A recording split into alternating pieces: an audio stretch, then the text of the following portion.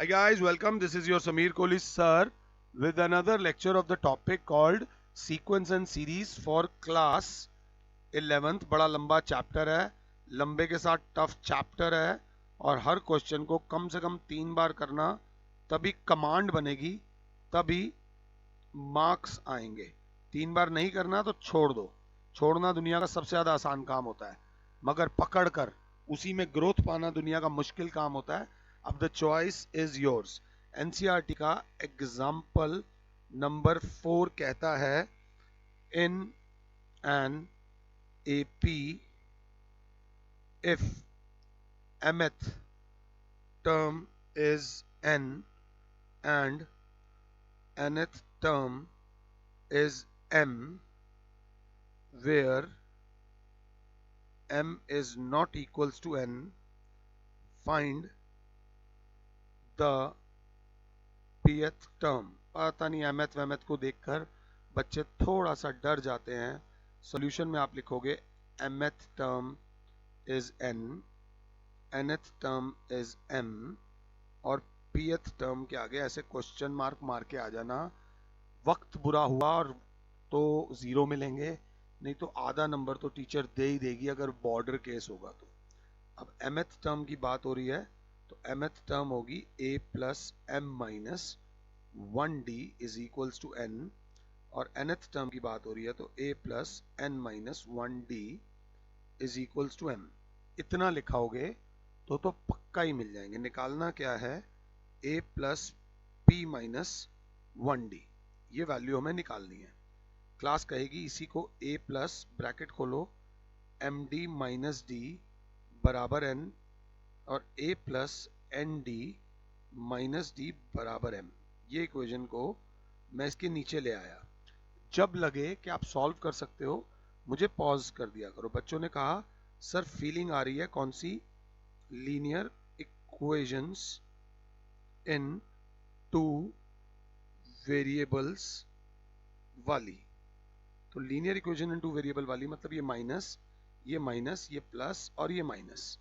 ए से ए गया, डी से डी गया, सर बचा M D minus N D is equals to N minus M. ये एन पॉजिटिव है, एम नेगेटिव है। सर डी कॉमन आया, एम माइनस एन बराबर, यहाँ सर एन माइनस एम आ रहा है, टेंशन लेने की जरूरत नहीं, माइनस कॉमन ले लो, M minus N.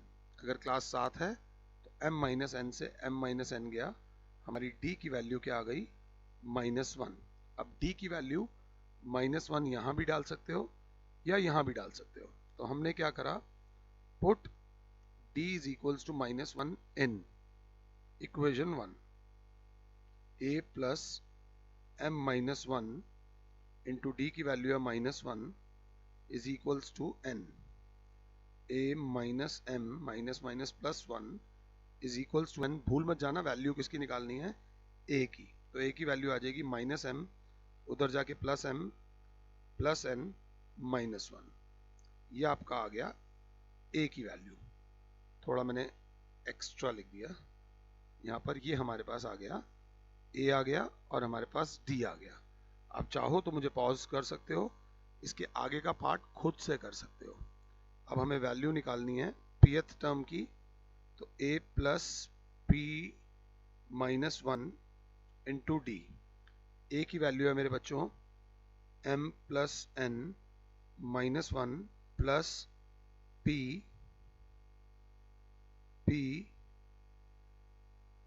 Minus 1 into D की वैल्यू है -1, m plus n minus 1 minus p plus 1। 1 से 1 कट जाएगा, आपकी जो pth टर्म आएगी वो आएगी m plus n minus p। This is the value of your pth term. अगर मैं समझा पाया हूं तो मुझे नहीं लगता कि बहुत लोगों ने ये देखा होगा। ये क्वेश्चन आप लोगों ने खुद से ही कर लिया होगा, इसमें आपको मेरी जरूरत पड़ी भी नहीं होगी। ये था question number, example number 4। Example number 5 हर रूप में आपके सामने आ चुका है। एग्जाम्पल 5 को कराने के टीचर्स के कई मेथड्स होते हैं, जैसे कि ये दिया हुआ है, if the sum of n terms of an AP is n into capital P plus 1 by 2 n into n minus 1 into capital Q, where P and Q are constants. Find common difference. कर सकते हो तो मुझे pause कर दो, मुझे कोई problem नहीं है। सॉल्यूशन में हमें दिया हुआ है sum of n terms. Sum of n terms का मतलब होता है एस एन बराबर दे रखा है 1 by 2 P plus 1 by 2 N into N minus 1 into Q. ध्यान से, और हमसे मांगा क्या गया है कॉमन डिफरेंस। मैं तो चाहता हूं तुमने 10th में ये वाला क्वेश्चन किया होगा। 10th में इस क्वेश्चन को कराने के दो मेथड्स होते हैं। मेरा मेथड ये होता है कि put n is equals to 1। n is equals to 1 का मतलब समझो क्या है। n इज इक्वल्स टू 1 का मतलब कि सीक्वेंस में एक ही टर्म है, और क्योंकि सीक्वेंस में एक ही टर्म है तो 1 डालने पे आएगा सम ऑफ वन टर्म, और वन टर्म बराबर होती है a फर्स्ट टर्म। पहले ये समझ लो, मैंने n की वैल्यू 1 डाली। 1 डालने से क्या हुआ, sum of one term. Sum of one term मतलब एक टर्म का सम, तो सम ऑफ वन टर्म हो जाएगा 1 by 2 into P plus n की जगह 1 इंटू 1 माइनस 1 इंटू क्यू। तो sum of one term is equals to 1 by 2 P plus 1 into 0 into q. तो सम ऑफ वन टर्म हो गया 1 बाय 2 पी।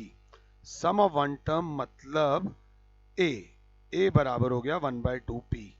फर्स्ट टर्म बराबर हो गई 1 बाय 2 पी, क्योंकि सीक्वेंस में एक ही टर्म है। जब एक ही टर्म होती है तो वही फर्स्ट टर्म होती है और वही सबका सम होती है। अगर आप अपने माँ बाप के इकलौते बच्चे हो, अगर आप अपने माँ बाप के इकलौते बच्चे हो तो आप ही बड़े सबसे पहले बच्चे भी आप हो और टोटल बच्चे भी आप हो। अब क्या गेम होनी है, अब put n is equal to 2। n is equal to 2 का मतलब क्या है कि सीक्वेंस में दो टर्म्स हैं। दो टर्म्स मतलब sum of two terms. Sum of two terms मतलब n की जगह मैं 2 डालने वाला हूं। 1 by 2 p plus 1 by 2 into 2 into 2 minus 1 into Q. Sum of two terms हो जाएगा 1 बाय 2 इंटू पी, ये 2 से 2 कट गया, 2 में से 1 गया, 1 इंटू क्यू। तो सम ऑफ टू टर्म्स हो जाएगा 1 बाय 2 पी प्लस क्यू। अब अगर सीक्वेंस में दो टर्म्स हैं तो सम ऑफ टू टर्म्स को हम लिख सकते हैं a1 प्लस a2। दो ही टर्म्स है ना जी, first term plus second term. तो और S2 को मैंने लिख दिया a1 plus a2 is equals to half p plus q। a1 होती है फर्स्ट टर्म, फर्स्ट टर्म तो होती है a, और सेकेंड टर्म होती है a प्लस d बराबर 1 by 2 p plus capital Q। अगर क्लास 7 है तो a प्लस a कितना हो गया, 2a plus d is equal to 1 by 2 p plus q। 2 into सोना मत, a की वैल्यू हमारे पास थी 1 बाय 2 p प्लस d बराबर 1 बाय 2 p प्लस q। 2 से 2 कट गया, d की वैल्यू आ गई बेटा p 1 by 2 p plus q। ये p इधर प्लस हो रहा है, उधर जाके माइनस, तो d की वैल्यू आ गई q 1 बाय 2 p में से p माइनस होगा minus 1 by 2 p, q minus half p। This is the value of common difference. उनका कॉमन डिफरेंस और मेरा कॉमन डिफरेंस अलग क्यों आ रहा है, क्योंकि मैंने क्वेश्चन ही गलत लिख दिया था। उनका क्वेश्चन था NP और मैंने ले लिया था हाफ p। चलो कोई नहीं, मैंने इस क्वेश्चन को हाफ p से करा है।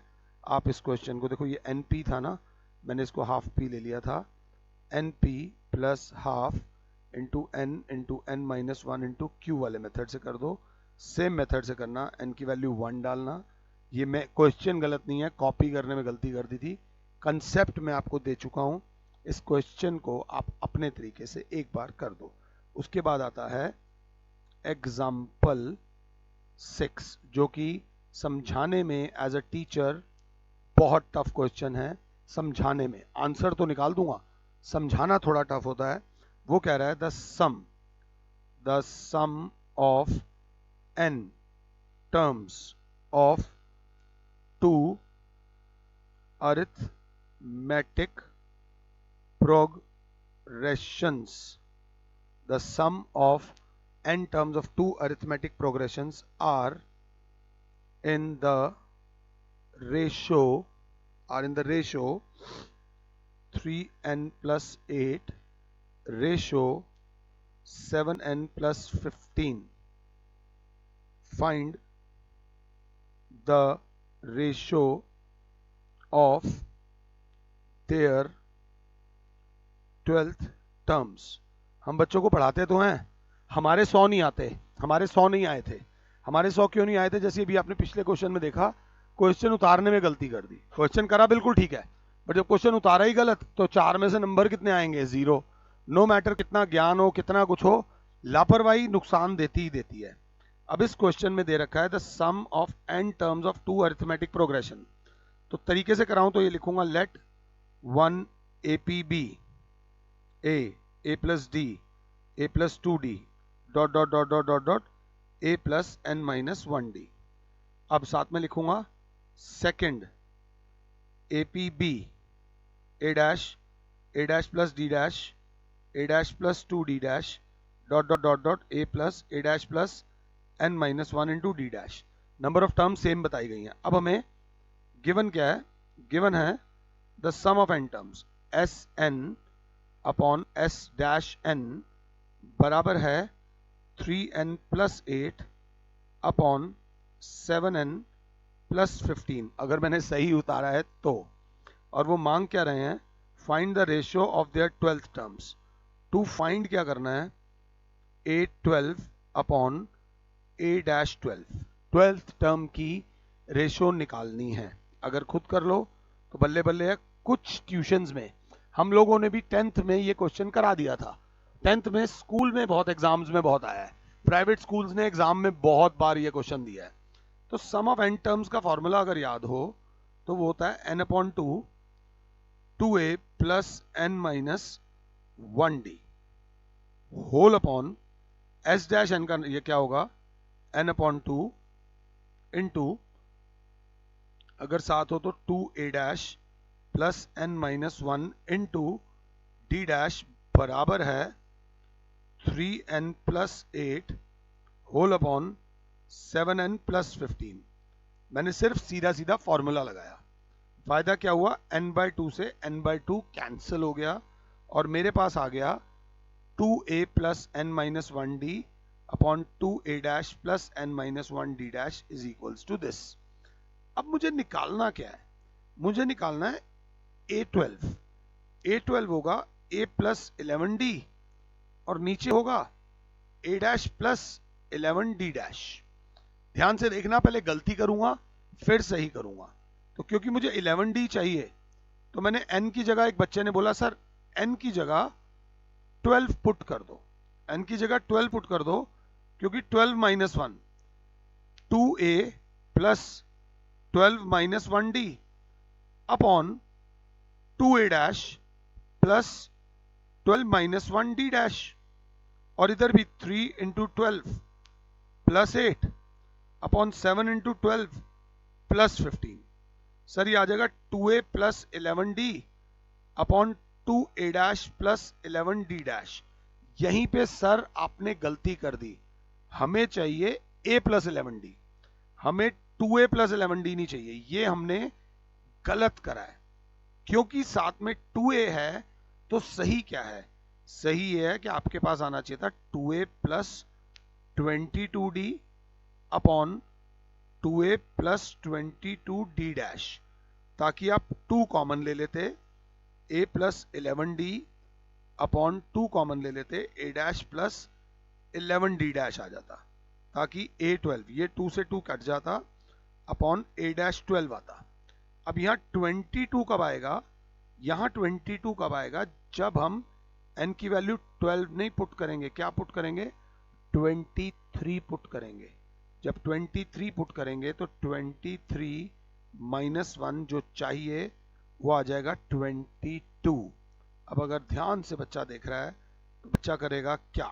बच्चा करेगा सर n की वैल्यू 23 समझ आ गई, अब पुट करते हैं। चलो पहले देखते हैं। 2a plus 23 minus 1d upon 2a dash plus 23 minus 1 d dash is equals to 3 into 23 plus 8 upon 7 into 23 plus 15।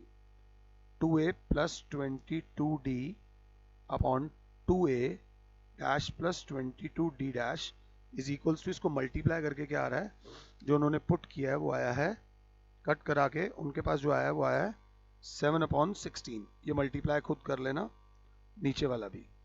अब ताकि 2 कॉमन आ गया, a plus 11d upon 2 common आ गया, a dash plus 11d dash बराबर 7/16। 2 से 2 कट गया, मतलब a12 अपॉन a डैश 12 बराबर आ गया 7/16।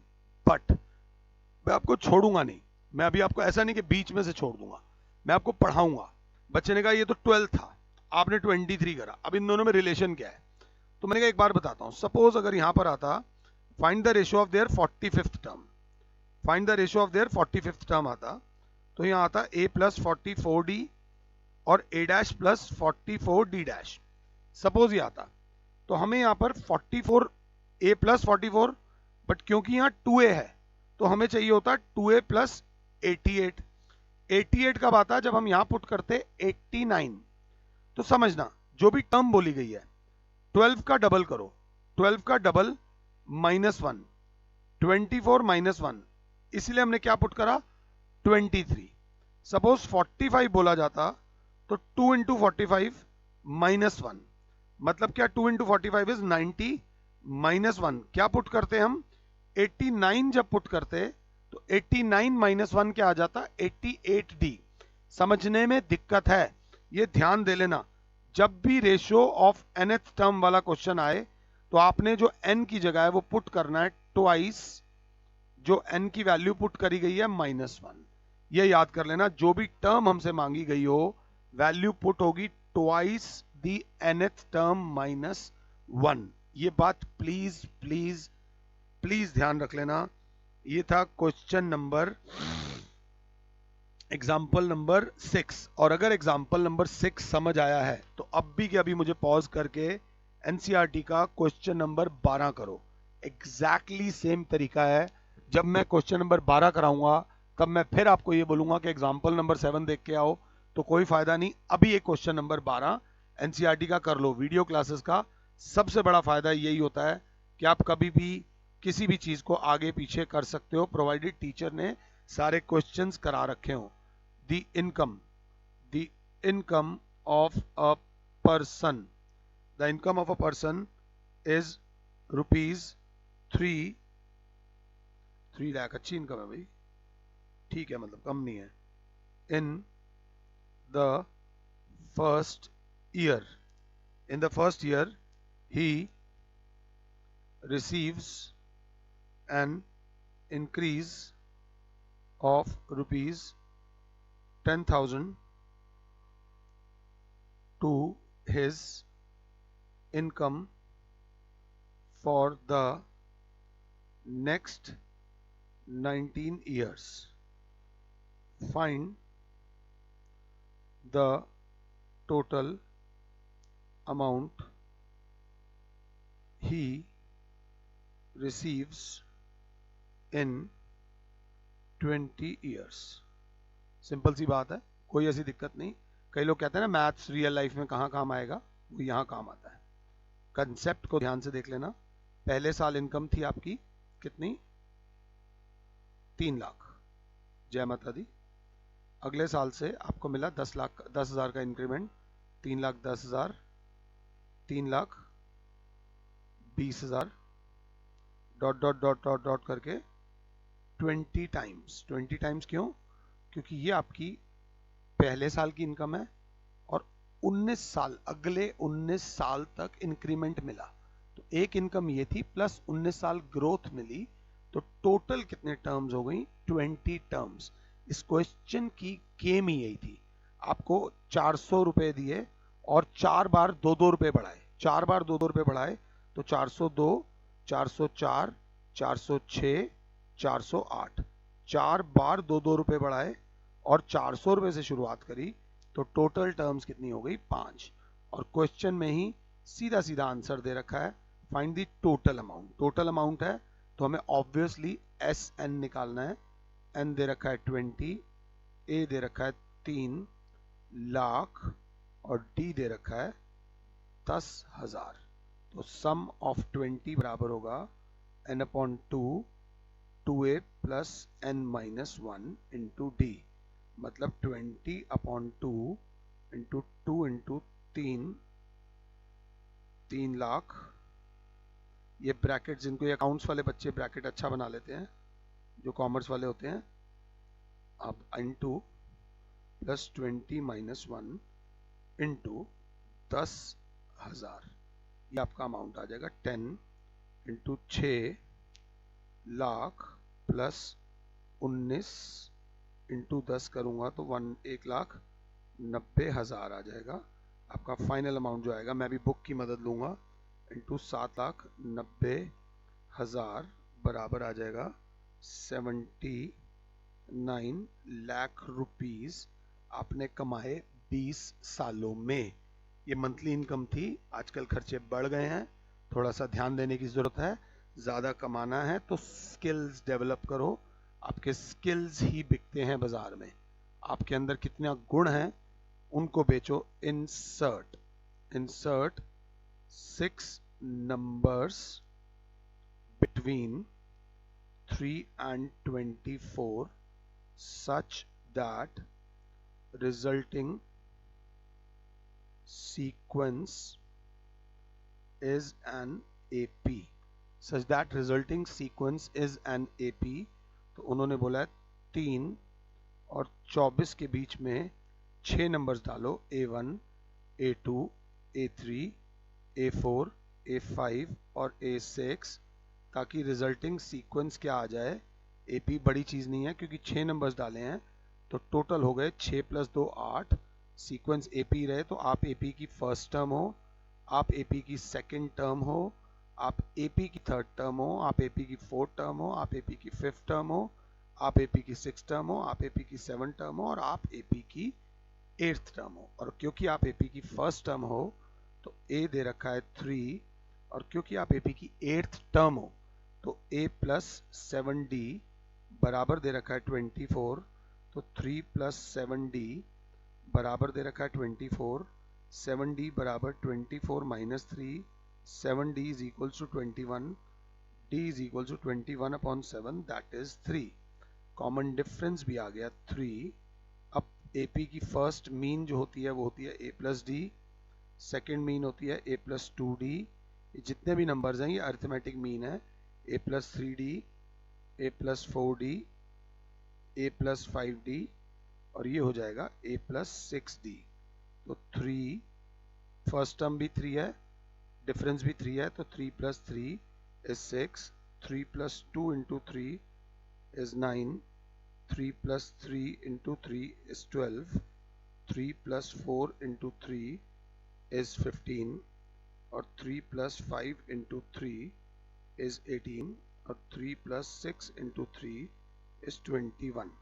The resulting terms are ये, जो मैंने टेढ़ा टेढ़ा लिखकर एक एक एग्जाम्पल आपको करा दिया है।